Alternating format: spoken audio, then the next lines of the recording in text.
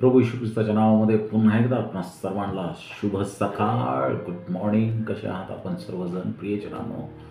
आजच्या सकाळच्या मेडिटेशन किंवा मनन चिंतनामध्ये आपण जे वचन पाहणार आहोत ते पहिले राजे 4 अध्याय 29 ते 31 वचन आहे, जे मी तुम्हाला नंतर वाचून दाखवणार आहे. आणि ते शलोमोन राजाच्या प्रार्थनेबद्दल आणि देवाने त्याला दिलेल्या उत्तरादाखल हे वचन बायबलमध्ये आहे. प्रियजनांनो, आम्ही पाहतो की राजा शलोमोन तरुण असताना दाविदाच्या अगदी पसंतीचा असा तो राजा होता किंवा मुलगा होता. तो सात्विकपणे वागलेला होता. कित्येक वर्ष त्याची वागणूक अत्यंत सात्विक अशी होती. देवाच्या नियमांचे त्याने अगदी कडक रीतीने पालन केलेले होते.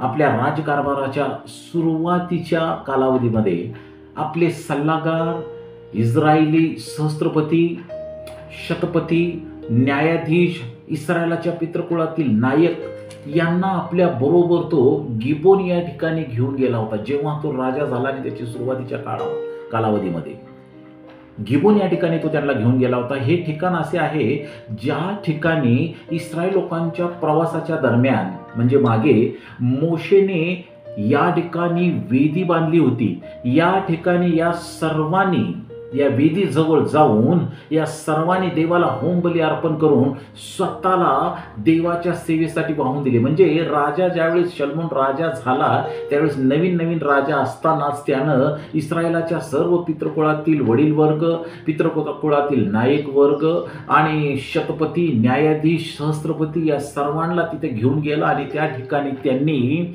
देवाच्या वेदीसमोर देवाला होमबली अर्पण करून स्वतःला देवाच्या सेवेसाठी वाहून दिलं. ही खूप महत्वाची बाब होती. शलोमोनाची ही महत्वाची कृती हे दर्शवते की जी राज्यकारभार चालवण्याची मिळालेली जबाबदारी पार पाडण्यासाठी देवावर आम्ही सर्वजण, मी आणि आमचे हे सर्व सल्लागार मंडळ देवावर अवलंबून आहोत, याचे प्रदर्शन करण्यासाठी, याचे दर्शक म्हणून ही कृती होती.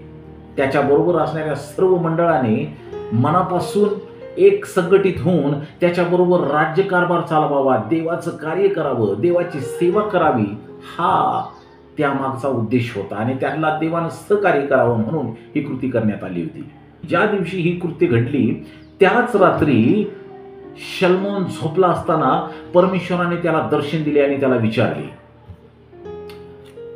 परमेश्वर त्याला विचारतो की मी तुला काय द्यावे, त्याची मागणी तू काय करत आहेस? त्यावेळेस तरुण व अनुभवी नसलेल्या राजाने आपली कमतरता देवासमोर प्रकट करून सहाय्याची अपेक्षा केली. आणि परमेश्वराला तो म्हणाला, ज्या लोकांसाठी तू मला निवडले आहेस तो समुदाय खूप मोठा असा आहे, ते संख्येने अगणित असे आहे. म्हणून एवढ्या मोठ्या प्रजेचा न्याय मला विवेकाने करता यावं म्हणून देवा तूच मला सामर्थ्य दे. मला तुझ्या सामर्थ्याने भरलेले चित्त दे. त्याचबरोबर या सर्व प्रार्थनेबरोबर तो देवाला प्रश्न विचारतो की एवढ्या मोठ्या प्रजेचा न्याय करण्यास कोण समर्थ आहे? तुझ्या विना कोण समर्थ आहे? म्हणून आता मला तुझ्या सामर्थ्याने या सर्वांचा न्याय करण्यासाठी समर्थ असं कर. अशा प्रकारचा वर शलोमोनाने देवाकडे मागितला होता. शलोमोनाने देवाकडे मागितलेल्या या मागणीबद्दल, त्याने केलेल्या या प्रार्थनेबद्दल परमेश्वर त्याच्यावर प्रसन्न झाला आणि देव स्वतः त्याला म्हणाला, दीर्घायुष्य, धन, आपल्या शत्रूंचा नाश यापैकी काहीही न मागता तू न्याय करण्याची विवेक बुद्धी मागितली म्हणून मी तुझ्या म्हणण्याप्रमाणे आता नक्कीच करणार. देव म्हणाला, तुझ्यासारखा पूर्वी कोणी झाला नाही व पुढेही होणार नाही अशी बुद्धी आणि विवेक चित्त मी तुला देत आहे. एवढेच नाही तर धन आणि वैभव ही देखील मी तुला देतो. तुझ्या सर्व आयुष्यात जगातल्या सर्व राजांमध्ये तुझ्यासारखा कोणी असणार नाही. आणि विशेष म्हणजे देवाने त्याला अभिवचन दिले की जसा मी तुझा बाप दावीद याच्याबरोबर होतो तसाच मी तुझ्याबरोबर देखील असेल. विशेष असा आशीर्वाद काय दिला? तुझ्या राज्यकारभाराच्या कालावधीमध्ये इस्रायल लोकांना इतर सर्व राष्ट्रे बुद्धिमान आणि समंजस लोकांचे राष्ट्र म्हणून इस्रायल लोकांच्या राष्ट्राला ओळखतील. जगातला सर्वात श्रीमंत राजा ज्या दिवशी देवाजवळ त्याने ही प्रार्थना केली त्या दिवशी सर्वात नम्र आणि सर्वात गरीब आणि सर्वात विनम्र असा बनला होता. इतरावर मात करण्यासाठी त्याला ज्ञान हवे होते असे मुळीच नव्हते.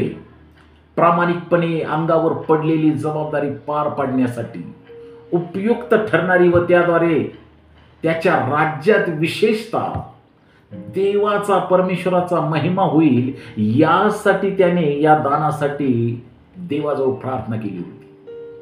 शिकाऊ वृत्तीने त्याला देवासमोर राहिले पाहिजे आणि देवाचा मान राखल्याने आणि त्याच्या आज्ञा पाळल्याने तो सर्व कारभार सांभाळू शकतो, राज्यकारभार सांभाळू शकतो हे त्याला माहीत होते. पुढारपण करत असताना प्रथम देवाची मान्यता मिळाली पाहिजे आणि त्यानंतर त्याच्या मागे असणारी त्याची प्रजा त्याला आपोआप मान्यता देईल हे त्याला माहीत होते. म्हणून त्याने त्याच्या जीवनात देवाला प्रथम स्थान दिले आणि राजा झाल्याबरोबर तो देवासमोर प्रार्थना करू लागला, न्याय निवाडा करण्याची मला देवा बुद्धी दे म्हणून. पुढे बायबल वचन आपल्याला असं सांगतं, देवाने शल्मोनास आलोट शहाणपण व बुद्धी दिली आणि समुद्रकाठच्या वाळूसारखे विशाल मन त्याला दिले.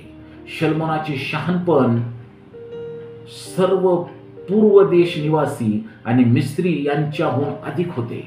तो या सर्वाहून शहाणा होता आणि त्याची कीर्ती आसपासच्या सर्व राष्ट्रांमध्ये पसरली.